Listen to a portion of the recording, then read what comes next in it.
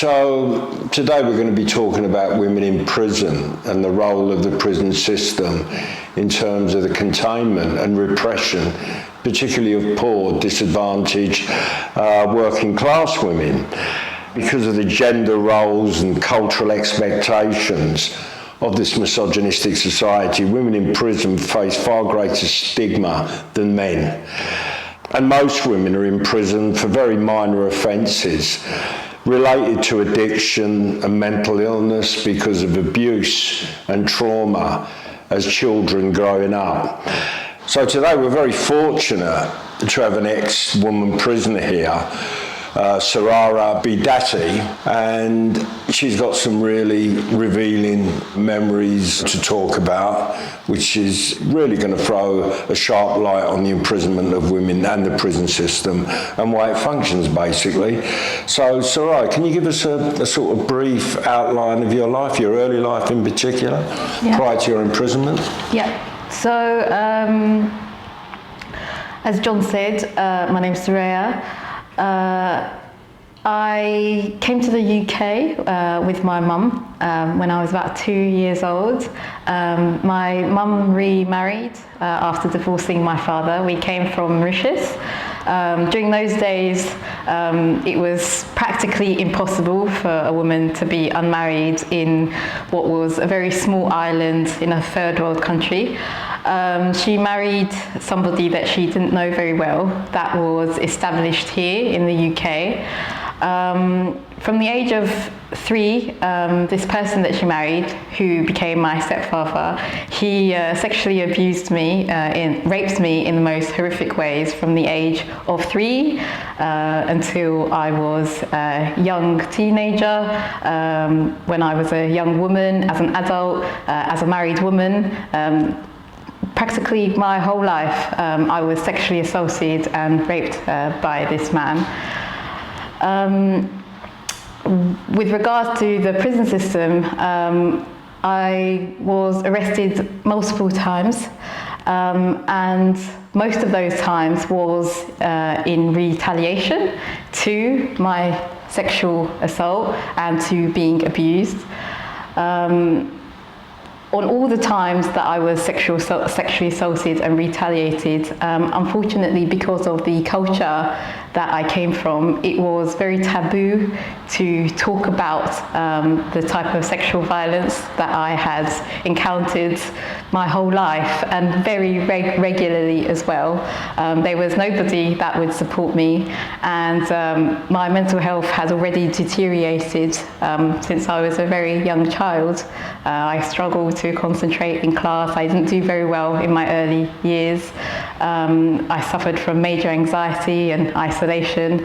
I had no support whatsoever, and whenever I ever spoke about what I had undergone, which included physical abuse as well, I was always demonized from society, from my community. I was always blamed, an outcast. I didn't have any tools whatsoever to cope with what had happened to me. And I believe that this is what inevitably made me end up having multiple interactions with the criminal justice system. And would you say that's the sort of life experience of most women in the prison system? Absolutely. I would say all women that are involved with the criminal justice system have a history of abuse. They either come from communities that have been severely neglected and abused, where abuse can continue to take place in communities like myself. They may not have access to support or education to empower themselves to get out of their very difficult situations, like myself. Personally, I was very smart. I was really high functioning. I did really well. I'm an accountant. But having said that, I always struggled from really poor mental health, as do, I would say, nearly all of the women that are eventually are either arrested, incarcerated, or on probation. So you sort of entered the prison system very mentally and emotionally damaged. And how did your treatment in the prison system worsen or accentuate that damage? So the trauma that I suffered, especially with regards to my body, I suffered from all sorts of mental health issues with regards to my body. Even touch could provoke all sorts of damage to me. And I believe that, so when I was arrested because of unwanted advances and my retaliation, because I didn't know how to protect myself, I was always the one, first of all, that was arrested. It always happened somehow being kind of ambushed by police in my home. I never had underwear because I had to quickly change as soon as possible and to just wear whatever I could get my hands on. It was humiliating for somebody like me that already struggled from low self-esteem and body issues to be put on display, having already been put on display in the most inappropriate way my whole life. I wasn't given any underwear as well when I was in prison. I wasn't given toilet paper as well. Each time I left, my trousers were soiled as well. During interview, I was so traumatised by the point that I had got to interview upon arrest to explain. I was already struggling from PTSD of what had happened to me after being assaulted, suffering from what the effects of confinement do while you're being detained. I didn't have the self-esteem to talk for myself like the majority of people in my position are. I had always been put down my whole life, had always been silenced, and the prison system also ensures that your liberties are stifled. So when it got to trying to explain and make my case, I just didn't have the self-esteem to do so. No. I didn't know my rights. I was completely dissociated, and a lot of people, they either lack the education, the self-esteem, or just too traumatized to advocate for themselves. I see. How old were you when you first went to prison? I think I was 24. Right. I mean, what was the experience like when you first entered prison? So one of the things that stays with me the most is solitary and what that does. Solitary confinement? Yeah, solitary. Why were you in solitary confinement? Because I couldn't cope with the idea of being confined. Right. I think with regards to the nature of people's abuse, I think it can be a feeling where isolation feels very abusive and can trigger all sorts of involuntary reactions. Okay. I think just the thought of being confined in prison, the thought of having your liberties removed and revoked in an instant, I think the effect that has on survivors of abuse who have had their liberties, their rights, who have been disempowered as a result of abuse. And I think I was already a very vulnerable person with very fragile mental health who suffered from a lot of negative self-talk, schizophrenia, very strong impulses to self-harm. And I just completely unraveled each time. Right. With the thought of feeling more disempowered and afraid of what having my liberties stripped away from me would do. Yeah. I think solitary itself is very disempowering. It is a barbaric form of extreme punishment, and it is over control of a human being. Right. It's especially to survivors of abuse, which the majority of women who are incarcerated are. It's archaic. That pretty much leads to an immediate mental health crisis, whether someone is aware of it or not in that moment. And in my opinion, I think it's the effects of these very extreme treatment of inmates and prisoners that is the main motivator and the fuel to recidivism and reoffending. Right, okay. As when I was incarcerated, it didn't take too long for me to be incarcerated again. All right. So you were repeatedly 3 times. incarcerated? Yeah. Right, and was that largely as a consequence of the sort of psychological damage that you suffered in prison during the earlier periods? Yes, I do believe that. And would you say that's a similar experience for most women in prison? Yes, I would definitely say so. We are talking about people who are the most vulnerable people of society. Yeah. And they are not only at risk to society per se, but they're at risk to themselves. Yeah.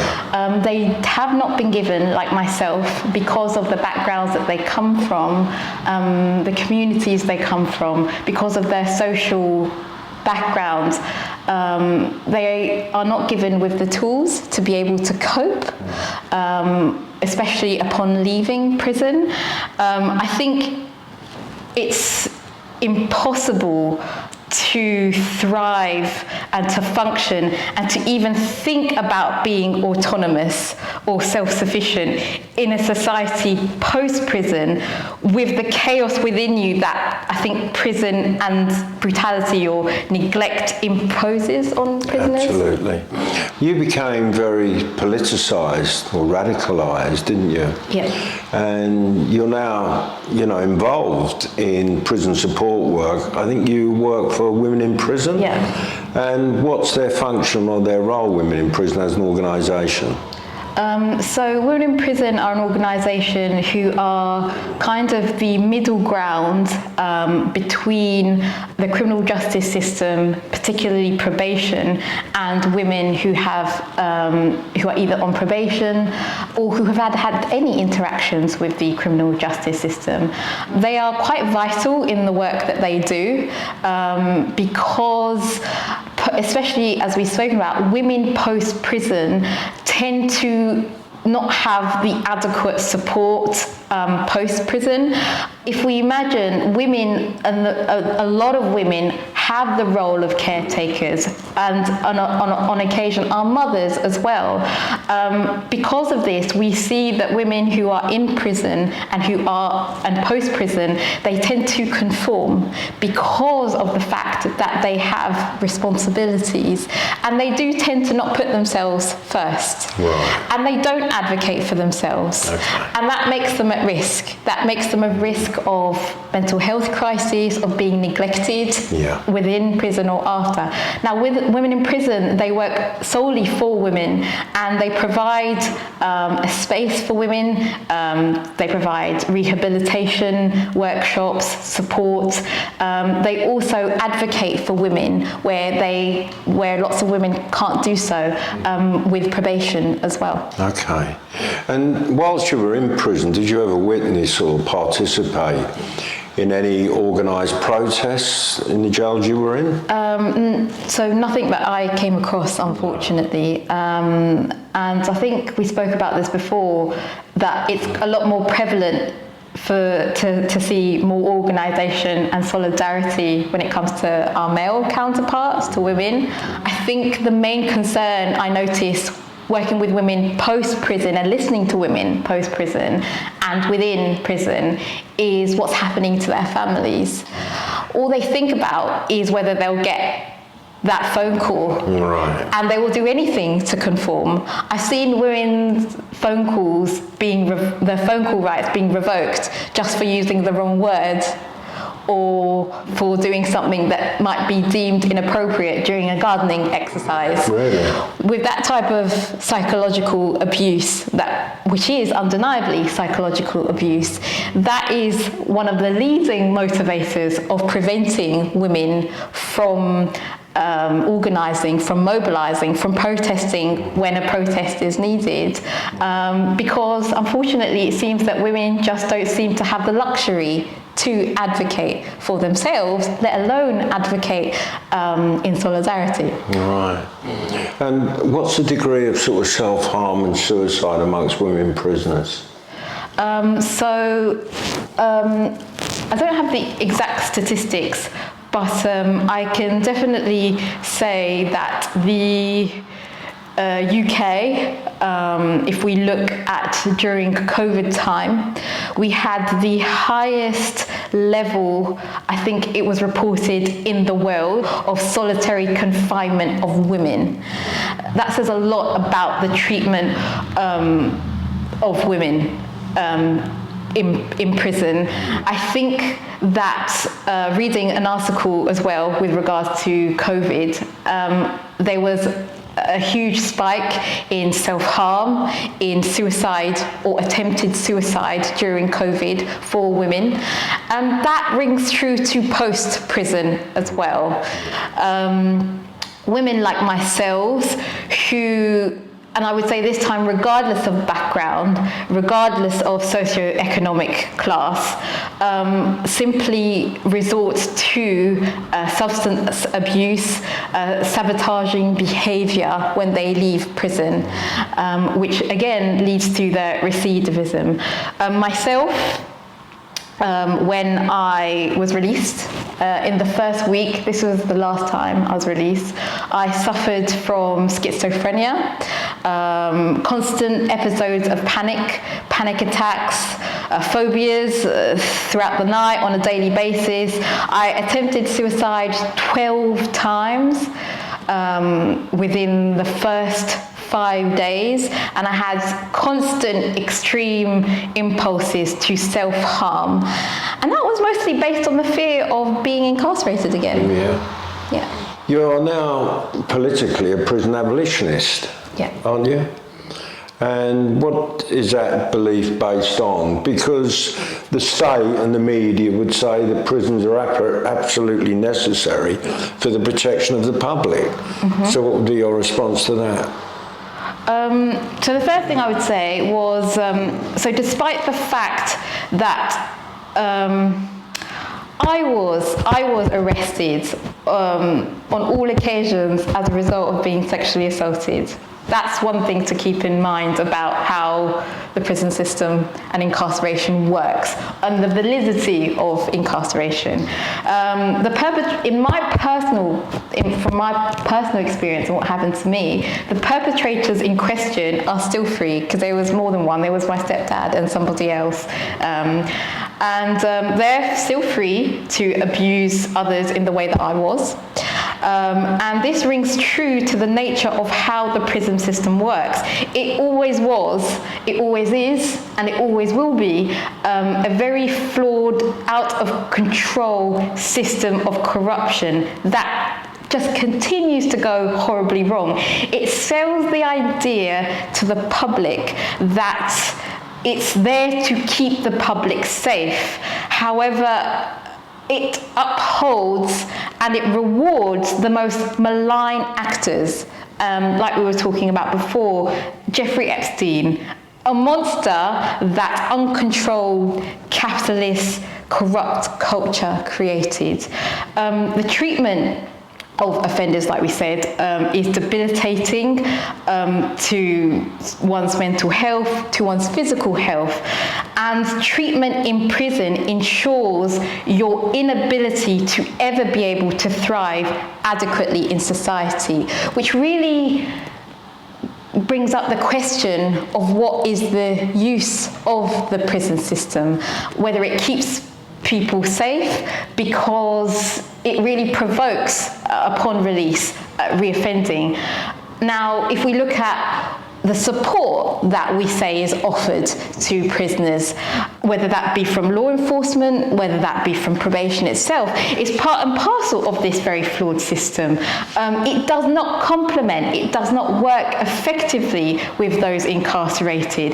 These positions of authority are for individuals who become in charge of a misunderstood, an outcast, and very at-risk cross-section of society. They are employed to support them. They are entrusted with their care. But on many occasions, we see that it just attracts, on multiple occasions, people who abuse their positions of power, as we've witnessed time and time again, John, and that you've spoken about time and time again, because it's part of their training to be taught to function with prisoners in a very desensitized way. in a way which is complete void of empathy, which is the structure of Absolutely. the prison system. Yeah. And this way of functioning, whether it be from these individuals themselves, whether it be from the system itself, you cannot and you are unable to properly rehabilitate prisoners and prevent reoffending. The prevention of reoffending, of crime, of rehabilitation happening cannot happen void of understanding. And it most definitely cannot happen through brutality, it cannot happen through neglect or stifling one's liberties. What is needed are tools to thrive, tools for positive change. What is needed is self-esteem. Self-esteem is required, which the prison system leaves you with very little of. And it's because of these very patterns of abuse, collective abuse to certain communities, and neglect of communities and these individuals that causes crime to happen in the first place. Do you think it's possible within the context of our current society and system to meaningfully reform prisons as institutions? Now, because this is what organisations like the Prison Reform Trust and the Howard League believe. What's your opinion? So we have to look at the origins of why the prison system, how the prison system was created in the first place. If we go right back, I think the first types of systems of incarceration were created for runaway slaves. Absolutely. To prevent them from running away. From these type of fear tactics, we can call them, it enabled slave labour to happen, the exploitation of individuals.